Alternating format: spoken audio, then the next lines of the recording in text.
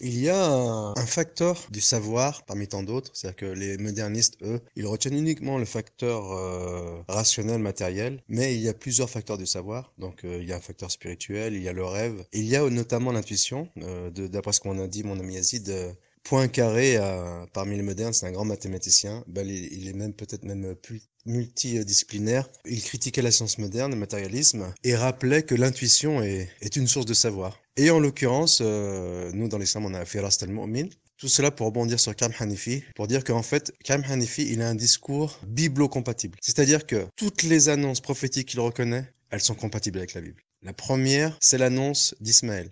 L'annonce d'Ismaël, elle est compatible avec la Bible. Le verset qui dit que prévient les Juifs qu'il faut regarder que le prophète il a été annoncé dans leur livre, c'est une annonce qui est compatible avec la Bible. En revanche, l'autre annonce qui dit que Ismuhu Ahmed, quand Aïssa a dit Yati min ba'd Ismuhu Ahmed, celui-là il est pas compatible avec la Bible. C'est la raison pour laquelle Karim Hanifi reconnaît le premier, reconnaît pas le second. La crucifixion, elle est compatible avec la vision que Karim il a de la crucifixion, elle est biblo-compatible. L'enfant sacrifice Isaac, il est biblo-compatible.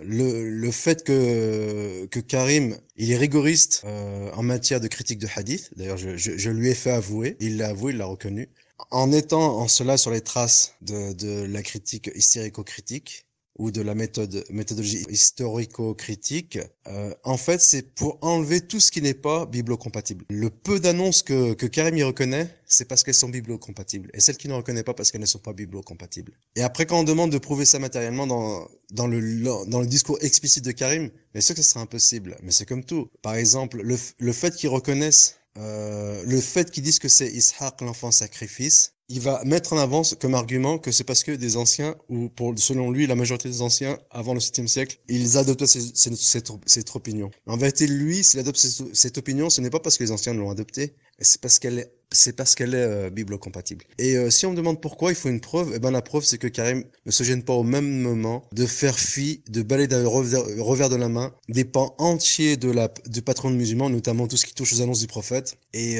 parce qu'ils ne sont pas biblo-compatibles. Et là, comme par hasard, un élément qui est biblo-compatible, il prétend l'adopter parce que c'est les anciens qui l'ont adopté. Voilà, c'est ça ce sont les choses en fait qui sont malmousses. Et pourtant, je connais très peu de choses sur Karim. Je n'ai pas fait une étude exhaustive de sa méthodologie. Voilà ce qui en ressort. Donc, il fait ça soit il fait cela par démagogie, ou soit parce qu'il veut créer un certain sacrétisme. Et il est possible que c'est une évolution. C'est-à-dire qu'avant, bien sûr, il n'avait pas cette approche-là. C'est une approche qu'il a nouvelle. Et c'est la raison pour laquelle, par exemple, il va discréditer Ahmed Didat.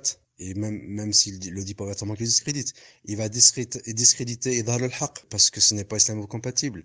Ce n'est pas biblo-compatible. Il va discréditer Ibn Taymiyyah. Il va l'appeler El-Jawab al-Da'if parce que ce n'est pas biblo-compatible. Après, il va dire qu'Ibn Taymiyyah, il est faible en hébreu parce que c'est pas biblo-compatible et ainsi de suite. Bien sûr que il est possible que c'est un discours inconscient. Mais là, ça commence à faire beaucoup de coïncidences et beaucoup de hasard. Et je pense que c'est un discours conscient. De la même façon que, par exemple, Kam Hanafi n'affiche jamais sa croyance et il a pas tort de le faire.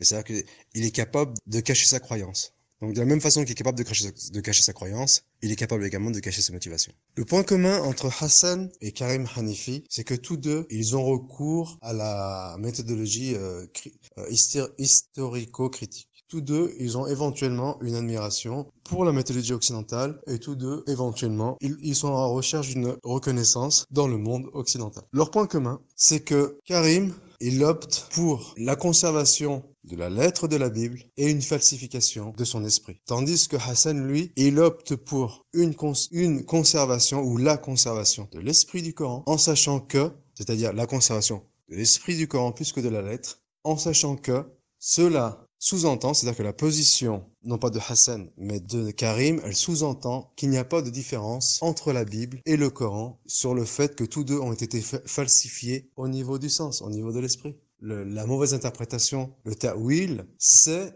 une falsification du sens et donc de l'esprit. La seule différence entre le Coran et la Bible, selon cette position de Karim, ça serait de dire, et de toute façon c'est sûr qu'il ne dit pas le contraire, ça serait de dire que La différence entre la Bible et le Coran, c'est que la vraie interprétation du Coran, elle existe encore. La yatazal ta'ifa min ummatin ala al-haq zahirin. Il y aura toujours la bonne interprétation du Coran dans les rangs des musulmans. Et une grande partie sera mal interprétée, donc elle sera falsifiée au niveau du sens. Tandis que la Bible, elle a perdu sa véritable interprétation. Elle est là la nuance. Mais sinon, Hassan ou Karim, il est l'alter ego ou l'antipode ou comment dire ou le miroir inversé de Hassan et voilà ce constat est tout juste ce constat pardon est tout juste jubilatoire.